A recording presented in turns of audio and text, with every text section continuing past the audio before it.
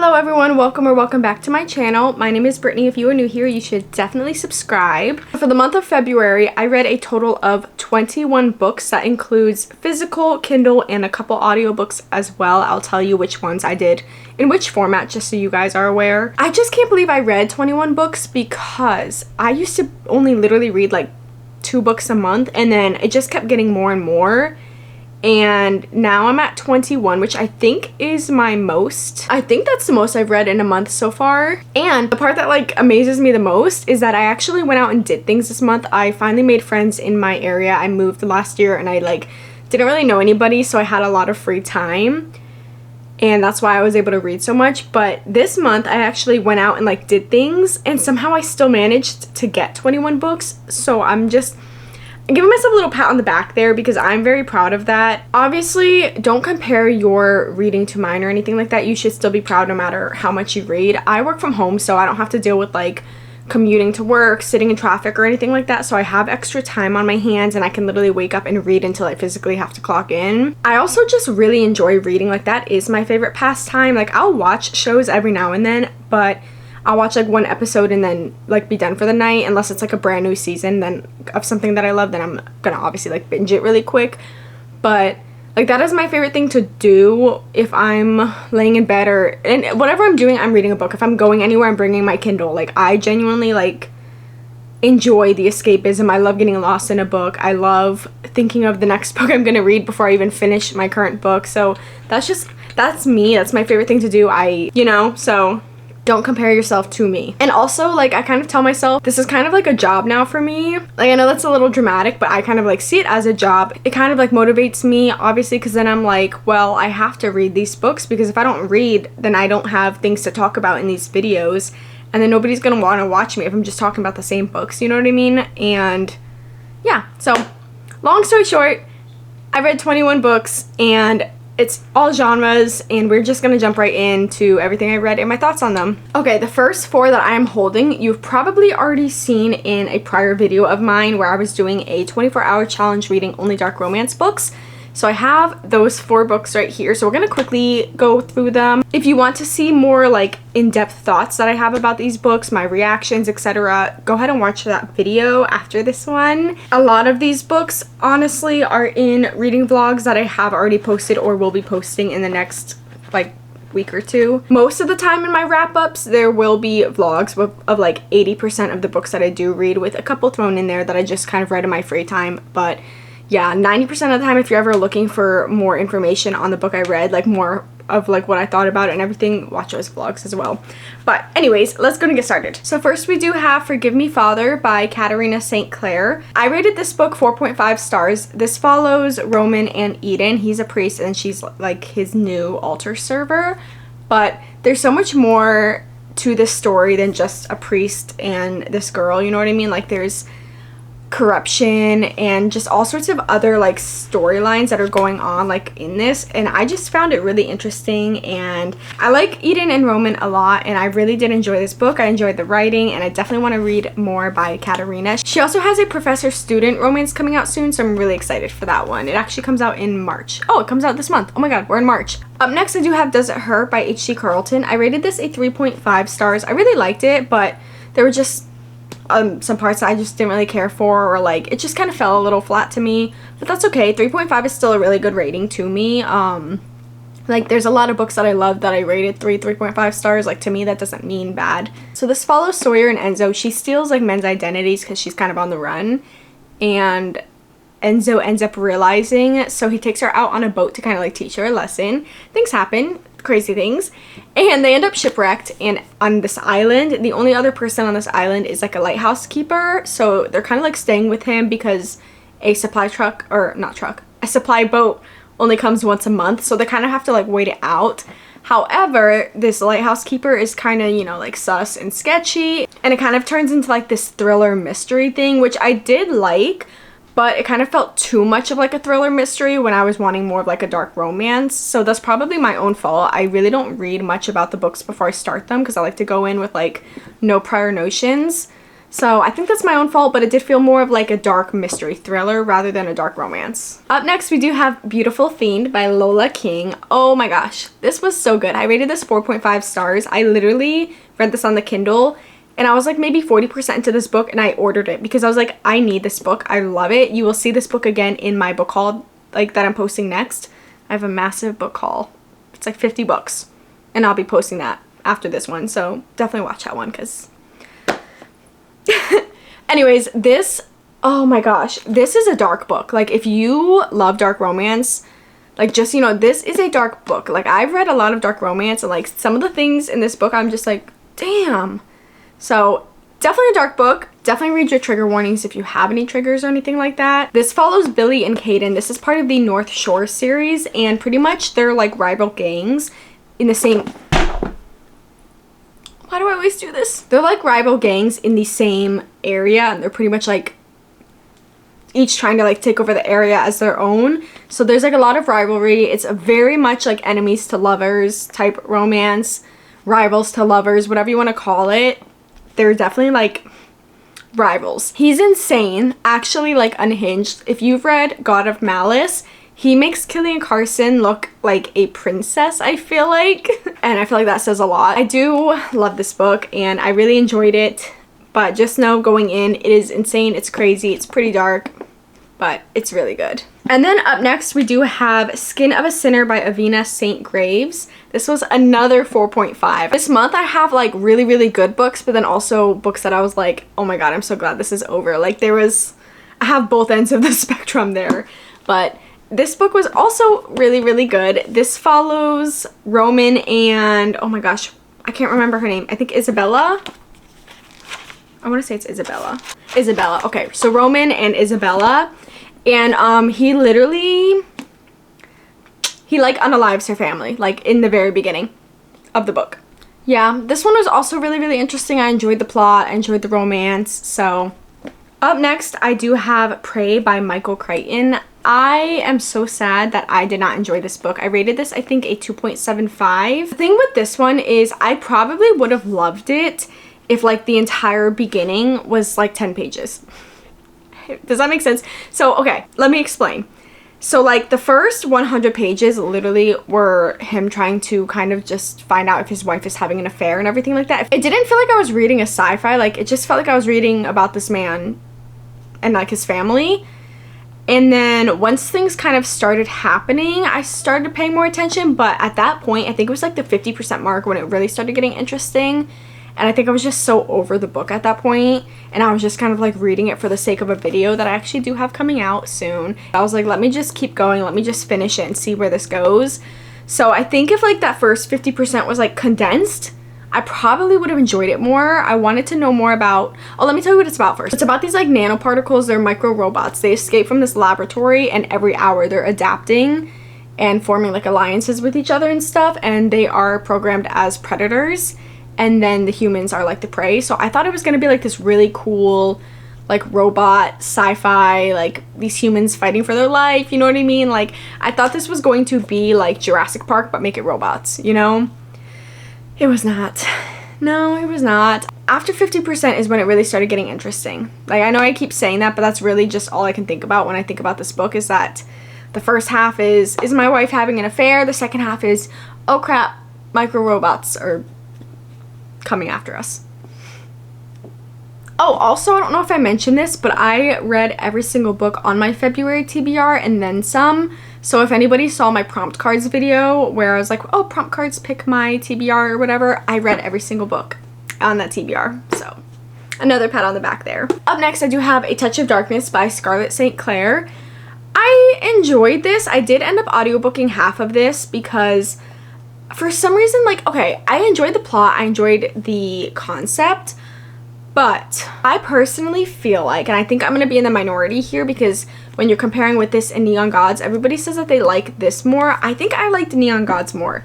Maybe that's just because I read it first, or maybe that's because that was more of like a completed story, whereas this is like a series, so we didn't get like full closure or anything like that yet. Maybe that's why. I still enjoyed it. I rated it 3 stars, so like I still enjoyed it. I just feel like that it was lacking something and I can't figure out what. I think I also like the concept of the neon gods, like with the whole like Olympus and the gods and everything. Like this didn't really give me like Greek mythology vibes, whereas like neon gods, even though they were still modern with technology and this and that, like they felt like they were just like humans, you know what I mean, with the names, it still kind of felt more like Greek mythology retelling, even though it was very, very far from the original myths, obviously. But this just kind of made me feel like it was these people that just are, they have their name, you know what I mean? I think I also just like the overall plot of Neon Gods, but anyways, I did still like this one. This one follows Hades and Persephone. It is a retelling, and she's like a journalist, and she is going to write a story like on Hades, but she ends up making a bargain with him on accident. They obviously like fall in love or whatever, so. Next we have An Education in Malice by S.T. Gibson. This was another one that I didn't really love as much. I rated this 2.5. Sorry, 2.75. It was fine, but I found myself bored half of the time. Like, I don't know. Like, it was enjoyable, but I just wasn't finding like the allure to keep going with it. This follows Laura and Carmilla. They go to a women's only college, and they're like in this poetry class, and it's like vampires, but yeah, I don't know. It was good, but I was just like bored, you know what I mean? Alright, these next 4 that I have are also in another video of mine, a reading vlog that I did, and it is continuing series that I'm in the middle of. So again, if you want to see more in-depth thoughts and comments and everything, watch that video. But we're going to quickly go over these 4 as well. So I have Six Scorched Roses by Carissa Broadbent. I rated this 4.5 stars, which is crazy because it's literally a novella. Like, very rarely do I read novellas and I'm like, this is amazing, because 90% of the time novellas are kind of like, you know, just side stories or like filler, like things that aren't amazing masterpieces. There's only a couple novellas I've read that I'm like, oh my god, that was so good, like almost better than the actual book, you know? So yeah, I really like this one. This follows Lilith and Vale, and she ends up making a bargain with him for vials of his blood, and then she has to bring him 6 roses. And I don't know, something about this was just so good, and I'm so excited to continue reading about them. I believe they're in like the 2nd book of the series, and I think they're in another book, but I don't know yet because it's stuff to continue, obviously, the rest of Crowns of Nyaxia. I did really enjoy this. I read it really fast. I mean, obviously it's very small, but I love Vale and I love like their dynamic together. Then we have Legendary by Stephanie Garber. This was a 5 stars. I love this series. I love the world of Caraval, and I'm a Dante and Donatella girl now. I was Scarlett and Julian. Those were my, you know, my people, but Dante, I love him. I do. But I do like Julian a lot, and I like okay, can I just like all 4 of them? I did love the plot of this one more than Caraval. As much as I love Caraval, this one just felt more like higher stakes and everything because of the fates and finding out Legend's name and Jax and all of that stuff as well. So this was so good. Then we have Taming 7 by Chloe Walsh. I had some thoughts on this one in that video, so I'm not going to rehash all of that. But I did rate this a 4, which is crazy because this is a 5-star series for me. Like, I was so sure this was going to be a 5-star, but Lizzie, like, ruined it. I'm just going to leave it at that. I just don't like Lizzie right now. And I wish we got more of, like, Claire and Gibbsy together. I felt like we already knew that they were going to end up together. We already knew since book 1 of the series. So I wish it didn't take like this much of the book for them to, you know, like be together and stuff like that. But I loved reading about like Gibbsy and like just learning so much more about him and his past traumas and everything. I love him and Johnny like together. Their friendship is just so pure, and I loved seeing Joey and Shannon and all of like my little favorite people. So yeah, this ended up being a 4-star because of Lizzie Young, but it's okay. We're not going to talk about her again. Then we have God of War by Rena Kent. This is a 3.5. Again, I thought this was going to be a 5-star because I love the Legacy of Gods, but something about this one just kind of felt really off. Like, it just felt so different. It didn't feel like it was part of the Legacy of Gods. I've said this before, but I think it's because all the other ones kind of like center around the initiation, like the heathen's initiation and like just the college and everything, and this takes place after, and it is like an amnesia kind of like trope, so half of the book I didn't even know like what was going on because she didn't know what was going on, obviously. So I think that kind of was like, you know. And yeah, I think Landon King kind of carried this book for me. I think he's the reason why I rated it 3.5. It probably would have been a 3. You know, I love Landon. I don't have to say that 40,000 times, but I do. So I do like Eli and I do like Ava by the end of this, but the first like 40% I was like, girl, please stop. Up next we do have The Pairing by Casey McQuiston. Oh, this was a 2-star for me. I'm so sad because I really wanted to love it, and like also the fact that I have this really pretty like edition of it. I feel like because I rated it 2 stars, I'm like, do I even want it on my bookshelf? Because like I didn't like it. It just felt very like fanficky. Like, okay, so everybody in Europe wants to bang you, you know what I mean? And first half is told in Theo's POV, and then the second half is told in Kit's POV. And I didn't really like that because you get so used to being in one of their heads. So like Theo, you're so used to being in their head and everything, and then it switches over to Kit. And then I'm like, I don't know, I just kind of like lost interest at that point. Well, I lost interest a little bit prior, but I kept going. But then once it switches, I'm like, well, I don't know. I feel like it would have worked better if it was like alternating POVs and stuff like that. Maybe that's just me, a personal preference as far as like, you know, how I like to read it. But that definitely threw me off. I think I just found the characters unlikable, and also it's kind of like a really big miscommunication trope in this. And like, I don't really like miscommunication tropes. Like, I understand like miscommunications happen and stuff, but when it's something so like dumb, I'm like, oh my god. And it's like they went years without talking because of this little miscommunication and things like that. I'm like, really? Like, really? So yes, this does follow Theo and Kit. They end up taking like solo trips, but at the same time to like Europe. They end up obviously running into each other. They book the same tour and everything, and they end up having like a hookup competition before they end up realizing, oh, this is what happened that day. Oh my gosh, I miss you, I love you. You know what I mean? So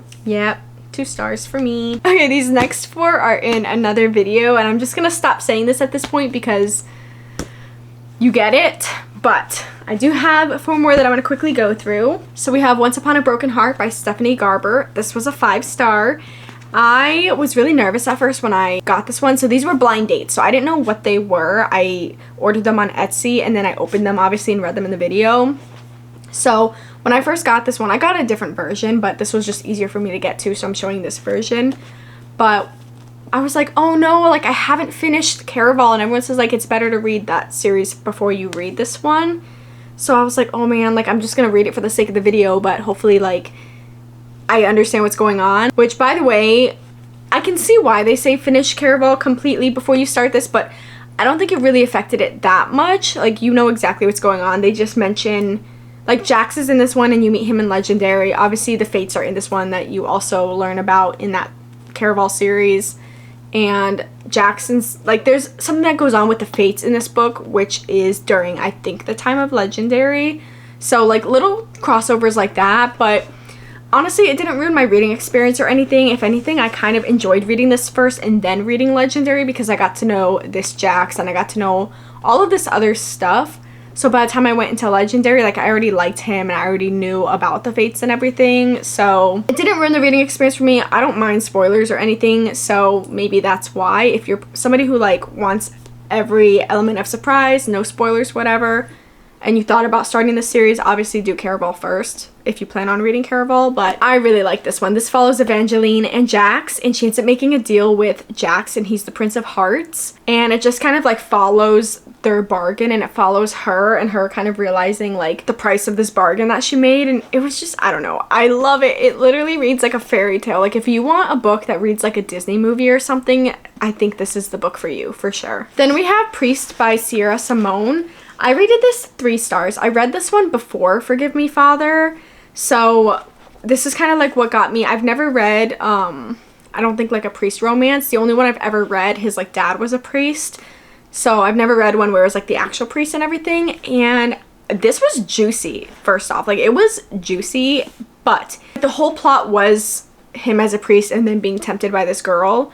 Whereas Forgive Me, Father had a bunch of other like side plots, and I think that's why I enjoyed that one more. Plus, I just, Poppy made me. I literally, if you saw this video, I literally threw this book when I was done with it because I was like, I don't like you, Poppy. I don't like her. So, again, this was like a miscommunication type thing. And again, they went a long time without even talking. And I'm like, over something so stupid, you know what I mean? So, I just don't like the miscommunication trope. Again, that's a me thing. If you like the miscommunication trope, you probably would love these books that I'm talking about. Next, we have The Reunion by Megan Quinn. I didn't even know that this book existed until I obviously got it as like a blind date. I really enjoyed this. I rated this 4 stars, and this sounds like it would be confusing when you first like pick it up and hear about it because it follows 6 different POVs and you're like, what the heck? But you know what? I think Zodiac Academy trained me for this moment because in Zodiac Academy you get like, I think in one book you get at least like 15 POVs. So I was ready, and maybe that's why it didn't bother me. Maybe if you're somebody who doesn't even like dual POV, probably stay away from this one, but I found it really easy to follow, and I thought it was really like structured well. And this pretty much follows these 3 siblings and then their like love interests, and they're planning a wedding anniversary for their parents, but they just like have a lot of like, I don't want to say like trauma with each other, but like a lot of animosity between all of the siblings just from different things. Like, you know, like sibling beef, but like they kind of took it a little too far at some points. But yeah, so you're kind of following them along while they're planning this party, but also like having issues with each other, but while also these love interests coming into their life and they're trying to navigate that as well. And then they end up having to work things out with each other, and I don't know, I just really enjoyed it. I thought it was a really good story. It had the Megan Quinn like classic humor that her books have, but it also was just very entertaining. Then we have The Midnight Library. I did rate this actually 5 stars. I think this is a very hit or miss for some people. I think this is just one of these books that need to find you at the right time, and it found me at the right time. I ended up audiobooking this one mostly because in the beginning, I was like, oh, this is like a little too like real life or whatever for me. And sometimes books like that I have to audiobook because sometimes they're easier for me to like digest as an audiobook. So I obviously like annotated a good amount of it as well. I don't know if you can even see with this lighting right now. I did really like this one. I think there's really good quotes in this one and like lessons and stuff like this. But believe it or not, read your trigger warnings for this one because this does have a lot of mentions of things that might like trigger people. So, but this does follow Nora, and on her like last day on Earth, she ends up going to this midnight library, and she gets to pretty much live every possible scenario of her life. So like, for example, she was like, well, what if me and this guy didn't break up? Like, what if we ended up staying together? Like, how would my life pan out? And then she got to live that life and then kind of see like if she liked that life, then she could choose to stay in that life and like take over that Nora. So it was just really interesting. It did feel sometimes a little like repetitive in the sense of like the entire book is you trying out different lives with her, and you're kind of like, okay, like can she find the one she likes already? But that's obviously the whole point of the book, and there's like lessons within each of those. So yeah, I don't know, I really liked it. Okay, this next book is Get in My Swamp. And I met these girls here, and they have like this book club that I'm now in with them, and every month they just read like really unhinged, like weird books, and that was the book that they chose for February. And so I read it. I rated it 1.5 stars. It was very like entertaining, don't get me wrong, but I was like, yeah, you know, those books aren't, I don't think, gonna be like ever 5-star books. I mean, unless you're somebody who just really enjoys like stuff like that, which I mean, whatever you want, that's fine. I don't care. It doesn't affect me, you know what I mean?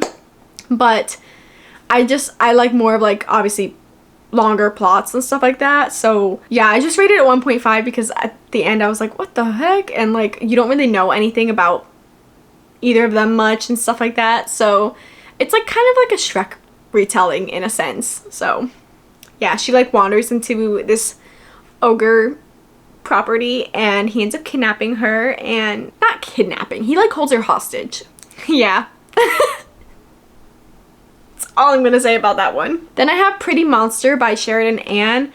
Ugh, I actually rated this 2 stars. I feel like I genuinely could not tell you the plot of this book. Like, I buddy read it with my friend, and the entire time we're like, so what? Like, what's the actual, like, plot? Like, what's going on? Like, we don't know anything about the characters. Like, we don't really know any backstory. It's a stalker romance, and we're like, well, how did he even, like, first stumble upon her? Like, we didn't know really much, and the girl was just kind of, like, dumb. And, like, yeah, I literally can't really tell you the plot. It's a stalker romance, and every man apparently wants her. That's what it felt like. It was like, this girl had, like, 4 different men after her, like, that wanted her, and we're like, what's happening? Like, and this all takes place, I feel like, in the time span of, like, a week, too, and I'm like, damn, girl. I did audiobook that one.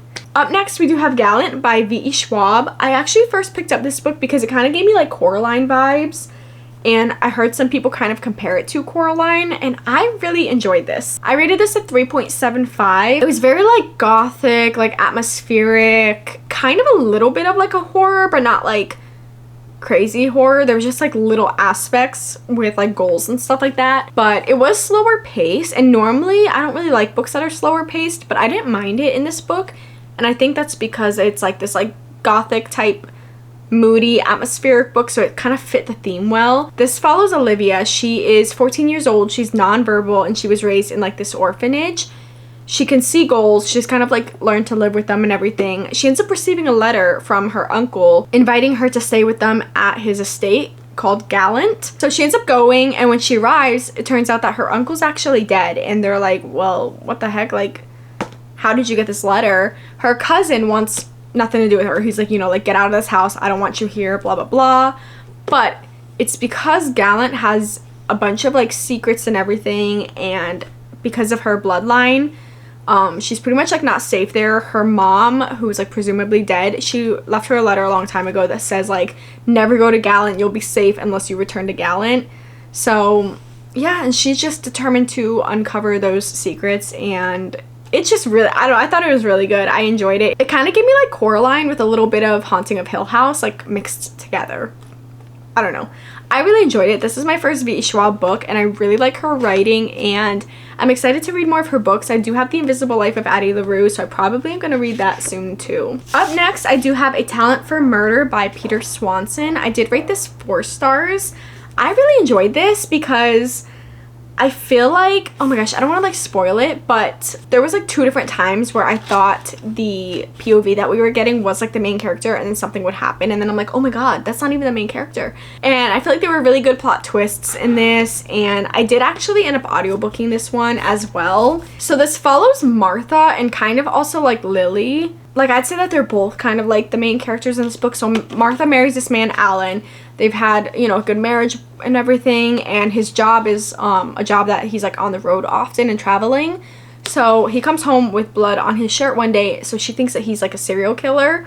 So she ends up going to her old friend Lily from college, who helped her get out of another bad situation. This is actually part of a series, but I actually didn't read the other books in the series. I think they're technically, like, they're interconnected standalones, I think, but it, like, helps if you read them in order, but, like, I didn't because I didn't know it was a series, but that's okay. So anyways, Lily, you meet her in another one of the books, who helps her kind of get out of this situation, and they're, like, kind of trying to uncover the truth about her husband, but then other factors come into play, other people come into play, and just a bunch happens, and yeah, this was really good to me. So if you're looking for, like, a good thriller that's not, like, I feel like crazy complex to follow or anything like that, I really recommend this one. And the last book, I think this is the last book. I hope I counted correctly.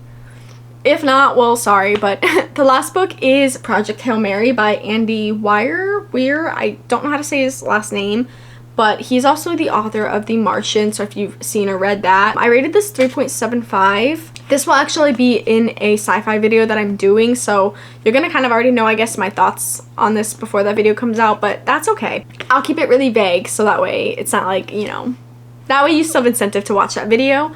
But I liked it, but I think I was just expecting more from this one. This follows Ryland, and he wakes up from a coma, and he doesn't remember anything going on. He doesn't know his name, he doesn't know where he is or, like, his mission, but he's actually in space because there's, like, this extinction level threat facing humanity and Earth and everything, and he was sent with a crew to, like, fix this issue, but his crewmates are dead, and he's in, like, a completely different galaxy, and he's not alone. Watch the video that comes out that's going to be titled Reading Sci-Fi for a Week if you want to know more of my thoughts on this. Those are all of the books that I read in February. I feel like I did such a great job. I'm very proud of myself.